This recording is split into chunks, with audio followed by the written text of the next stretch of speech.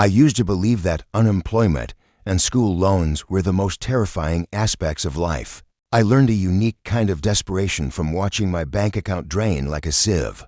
During my 3 months of subsisting on ramen noodles and evading my landlord's calls, I had just begun to explore the depths of the meaning of the word desperation, when I was unaware that it has varying degrees.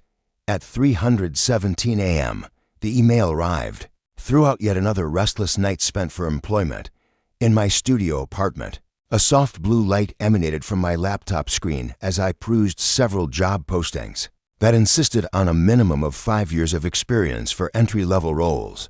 I noticed it at that moment. Right now we are open. Everglades boat trip guide. Housing is included in the $95 per hour rate. No work experience is necessary for this position. Begin tomorrow. Inquire for specifics. It was read by me at least 20 times, trying to reel in a fish when your savings account balance is $47.23 and your degree in environmental science appears useless in a storm. Jobs like these don't magically rise. You learn to ignore your rational self when you're 24 years old, and your fridge contains only half a bottle of ketchup and some dubious yogurt. It was 3:22 in the morning when I submitted my resume. In the morning of the 23rd, the reply arrived. Here's your position. Get your bus ticket here. Make your arrival at Autrepy Station tomorrow. Someone will come to your aid. In hindsight, I should have questioned their lightning-fast response time. The lack of a phone interview and reference requests is puzzling. However, when you're in a desperate situation, warning flags can seem like welcoming banners. Crippling infants accompanied the Greyhound on its 18-hour journey to Florida. Weird aromas, into what seemed like the biggest sauna on earth, and downhill it went. Through the haze of the windows, I beheld the transformation of civilized Florida into something more primal and untamed. Shopping centers turned into marshes, road signs became scarcer, and the air became so thick you could eat on it. Ochapee, Florida was more of a suggestion than a town, it turned out. Half of a petrol station's letters are missing. The last time this cafe had new paint was during Kennedy's presidency. As far as the eye can see, there is the Everglades, nature's answer to a master planner, a verdant labyrinth that seems to go on forever. Painting by Escher. I got out of the bus into air so humid it was like breathing through a damp towel. As the vehicle sputtered to a halt outside the gas station, I had just gone 3 steps when my shirt clung to my back. I resisted the need to leap back as a thumb-sized palmetto insect scuttled across my path. Let me tell you about Florida. I pulled in the entrance of the gas station, seeking sanctuary. In the blessed air conditioning, as the bell rung, an old woman behind the counter, her hair a cotton-white color, glanced up from her crossword problem. Even though the letters on her name tag were extremely faded, she could still be recognized by them. Suddenly, you're in demand as tour guides. Not even a question, she said. Her voice had that unique cracker drawl from Florida. It was honey smooth on the surface, but had a biting undercurrent. Do you not see it? Already feeling guilty about wearing a long-sleeved shirt, I used my sleeve to dab perspiration from my forehead. Her eyes remained slightly closed as she grinned, particularly those who arrive with a duffel bag full of belongings.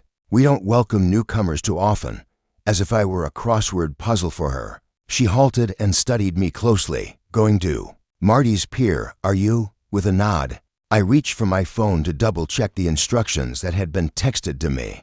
Betty tapped her pen against the counter and stated, "Won't get any signal out here." She was referring to a distance of 2 miles. She indicated to head east on the road. You won't miss the water. Something about her demeanor made me feel uneasy as she paused once again. Are you familiar with the Glades, boy? Environmental science major, I responded, feigning assurance when I knew I was really lacking.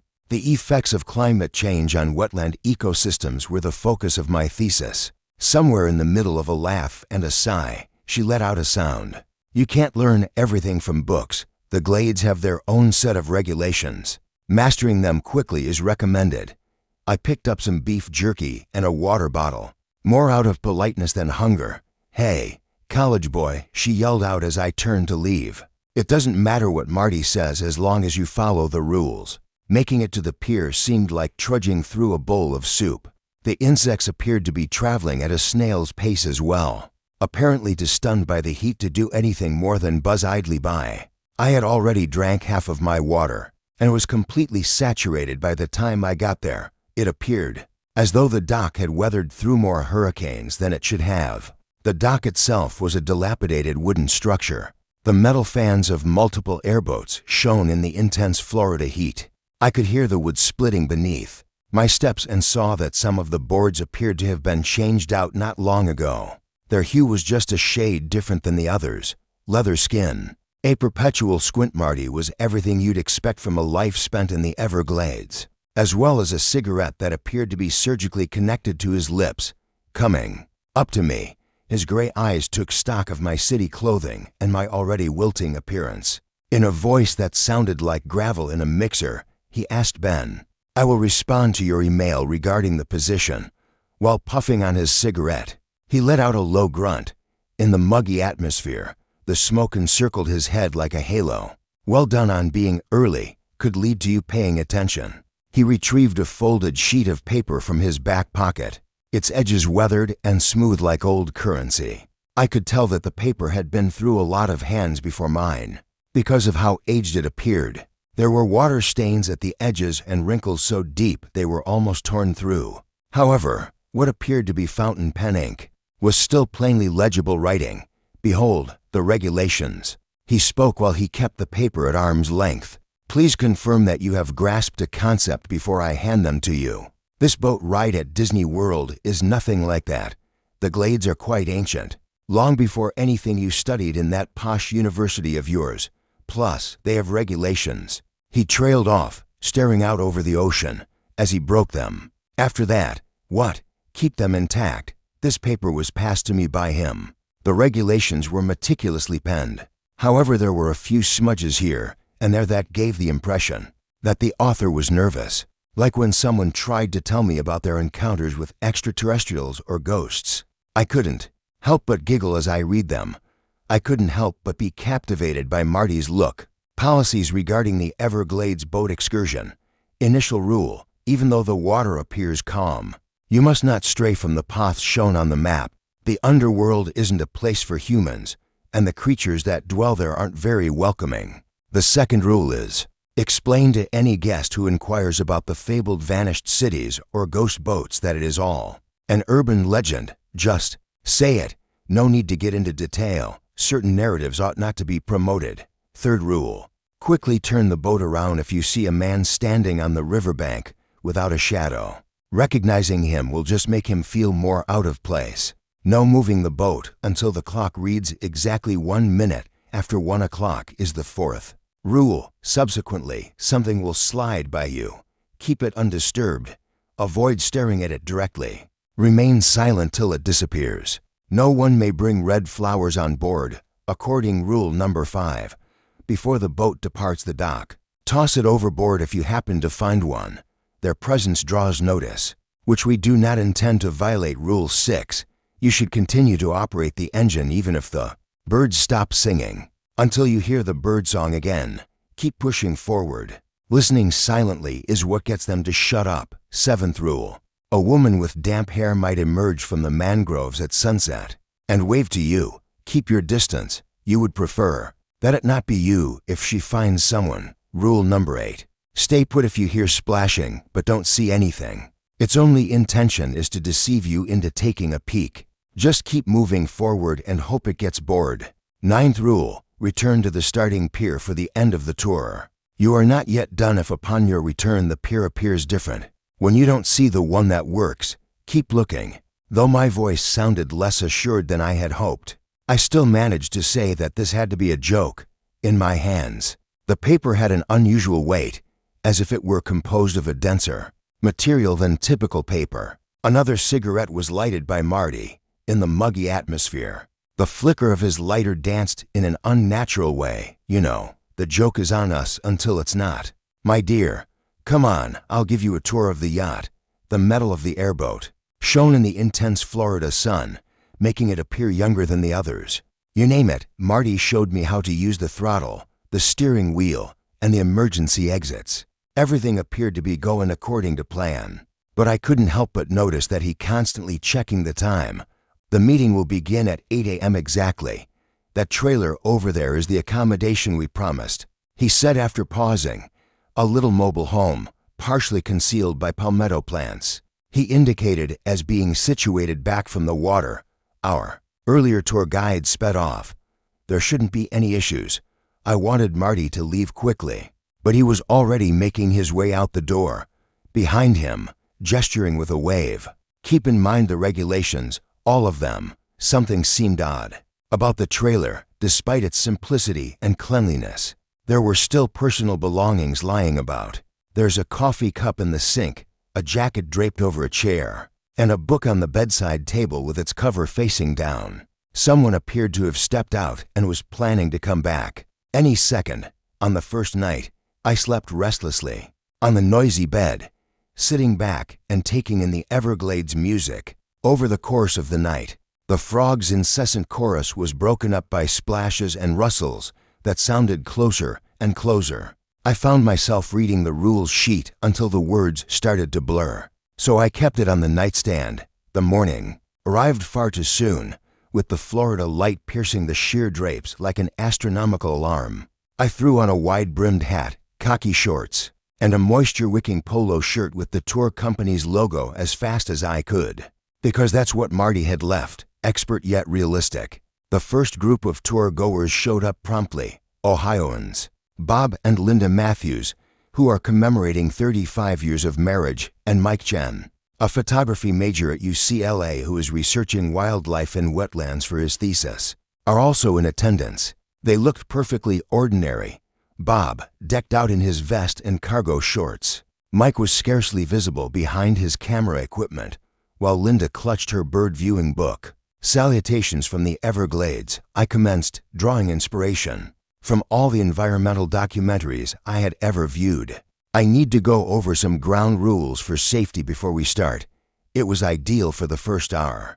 I described the ecology, pointed out birds, and discussed conservation initiatives. Those two travelers, Bob and Linda, were perfect, Mike said. Very little since he was so engrossed in taking pictures. I observed he kept framing photographs of empty water as if expecting something to appear. But he gasped with joy at every bird sighting and asked insightful questions about the mangroves. And then it transpired.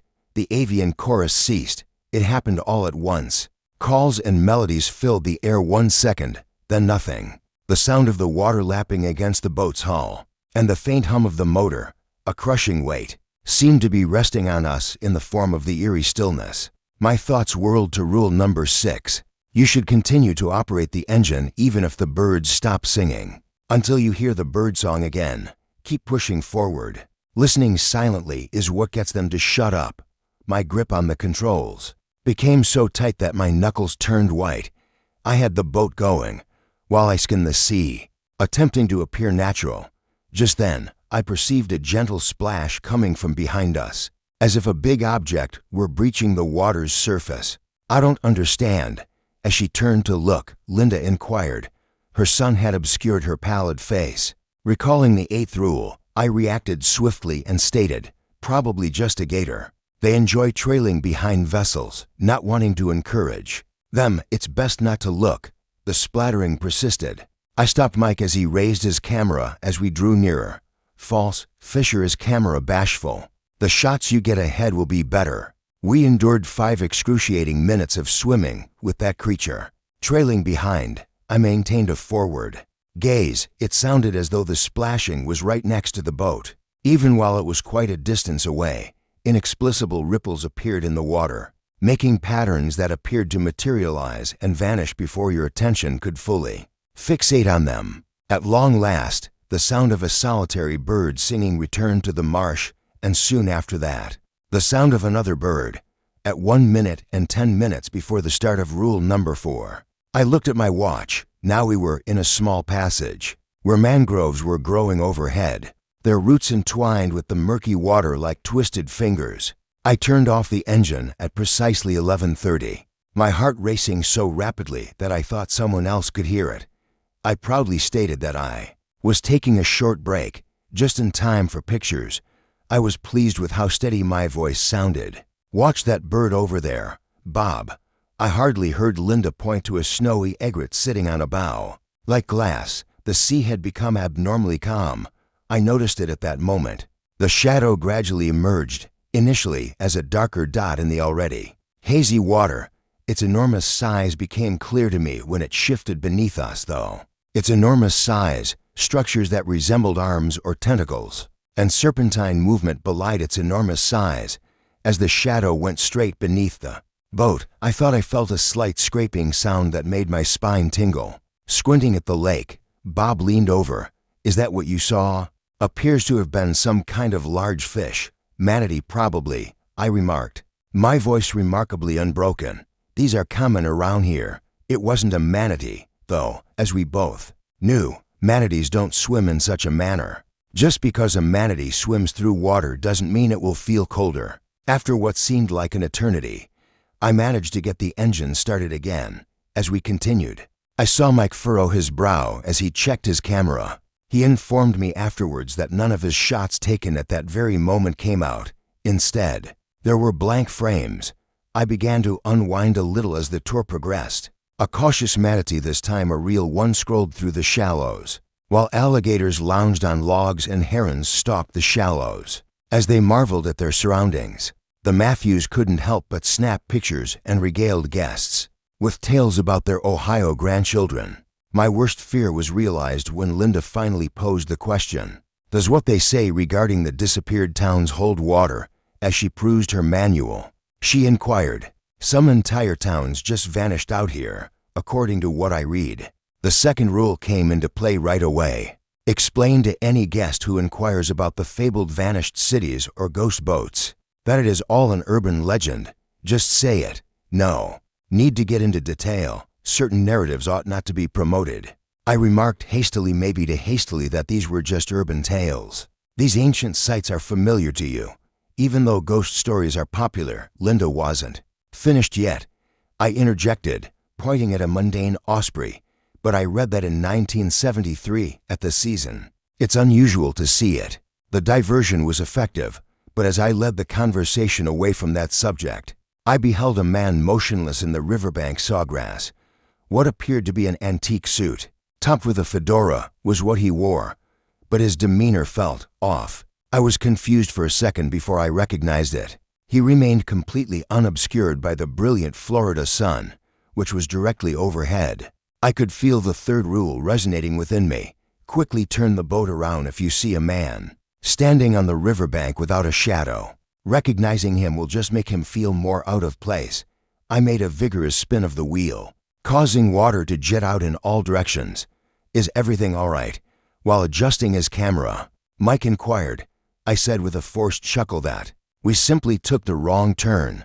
At times, they all appear to be the same channel. Turning around, I got a final look at the man. He had spun around to watch how we were moving. Even though his face was obscured by the fedora, I thought I saw a smile on his face. En route to the port, we completed our last circuit just as the sun began to drop. A golden hue had settled across the sky, their huge shadows stretching out over the lake. I consistently reminded myself that shadows are natural. Mike noticed her at that moment. Could you have a look at that?" He gestured with his camera. "A figure is submerged in the ocean." The seventh rule is that you may see a woman waving from the mangroves at dusk if her hair is wet. Keep your distance. You would prefer that it not be you if she finds someone. Half submerged in the murky water, she stood, her seaweed-like pale face framed by her long black hair, her eyes and lips twisted into a sorrowful smile as she slowly lifted one arm in greeting. I closed my eyes as best I could. "God, Linda," let out a gasp. "Can we lend her a hand? Perhaps she is stranded." "Just a local," I remarked, maintaining a casual tone as we accelerated. "This area is popular for swimming." With a hint of doubt, Mike inquired, "Among the mangroves, among the alligators?" I merely kept the boat afloat and refrained from responding until we came around the corner. I could feel her watching us. While on the road, no one set up again. At last, we could see the dock, and it was just as we'd remembered it. Common, risk-free. The name Ochapi is legible on the aged sign, and the cracking sound of the loose board is audible even now. accepting their generous gratuity. I helped my passengers off. After the fact, I felt guilty about all the times they walked back to their cars, thinking I was breaking the rules, but in reality, I was only obeying them. Suddenly, Marty appeared by my side, seemingly out of thin air, and he lit another cigarette with In the damp air, a haze of smoke lingered as he let out a puff of smoke. Those were the correct ones you made. This very moment, I did not get any sleep that night. I felt unsafe in the trailer because of its diminutive size. I booted up my laptop in the hopes of discovering some logical explanation for what I'd witnessed by researching the Everglades and Ochapi's history. Even though the internet was extremely sluggish, I was still able to learn a lot about the local ecosystem and animals, conservation initiatives, but there was zero mention of the shadowy figures in fedoras, zero mention of the women in mangroves, and zero mention of the things that caused the birds to hush. At about midnight, my trailer door was pounded. There were 3 jagged raps that resounded through the dark and silent night. The memory of the last guide's hasty departure froze me. I yelled out hello, while remaining motionless in my chair. There's no response. There will only be 3 more knocks, little more forceful this time. The regulations were on my mind. There was no explicit instruction to knock, but I had the distinct impression that it was a terrible idea to open the door. Until I heard what sounded like footsteps backing away, I did not move an inch. The sound was damp, like if someone had just emerged from the sea. Footprints that had been wet from the water had made their way to my door and returned again. By morning, those prints didn't belong to a person. These prints were also not those of animals. I didn't learn about any of those animals in my environmental science courses. It appeared as though Marty hadn't moved since yesterday. He was there at the dock when I arrived. Bad night. He wanted to know how my night had been, but his tone gave it away. I spoke with care, referring to the prior manual. Where did they disappear to? A new cigarette was lighted by Marty. As the sun rose, the embers of his lighter danced erratically. Eventually, he broke Rule 9 because he was impatient, found something that looked like our dock, and thought that it was good enough. Since then, he hasn't seen them and shrugged. Additionally, the man without a shadow was waved at by Rule 3. I assumed it was merely a photographer from a touristic area. Hardly did I swallow, plus the one before it. Marty shot me an approving glance. What? You're actually curious? Oh no, I didn't. Anyway, I inquired anyhow. Number 7 on the list, showing empathy and making an effort to aid the woman. In the mangroves, every sunset, she waved to the guide, who she had been following for weeks. They reciprocated a wave one day. He fluttered a cigarette's ashtray. Patience is the virtue of the woman in the mangroves. She will patiently wait for you to lose your fear, at least until you begin to wonder if the regulations aren't based on superstition. And then you start to wave back. For today's first tour, a family of four strolled lazily along the dock. They were so unremarkable in their new sun hats and identical Disney World t-shirts. All set for the next tour, his gaze conveyed a different message than Marty's. Question, ready to play by the rules once more? They asked, are you prepared to protect these innocent souls from dangers they have no idea exist? Things that came to mind were the woman in the mangroves, the splashing that trailed behind us, and the shadow beneath the boat. My student loans and depleted financial account were on my mind. The damp footprints outside my door occupied my thoughts. Yes, I do believe I am prepared. The regulations are more than just guidelines out here in the glades. So I was too. What lurks in the depths? What swells from the mangroves? Those are our sole defenses. Anything moves shadowlessly. The kids were already bickering about who would sit where when the family approached. Mom was diligently applying sunscreen to everyone as Dad checked his phone. There's no signal out here, I could have informed him. I approached to welcome them, putting on my best tour guide grin. Welcome to the Everglades, I said, my back pocket rife with regulations like a brand. I need to go over some ground rules for safety before we start. I still have the rules in my wallet, folded up. In the middle of the night, I'll pull them out and read them aloud to reassure myself that what I witnessed was genuine. Touching the paper makes it seem older, but the ink remains vibrant. And now you know the rules to follow if you ever see An unbelievable job list.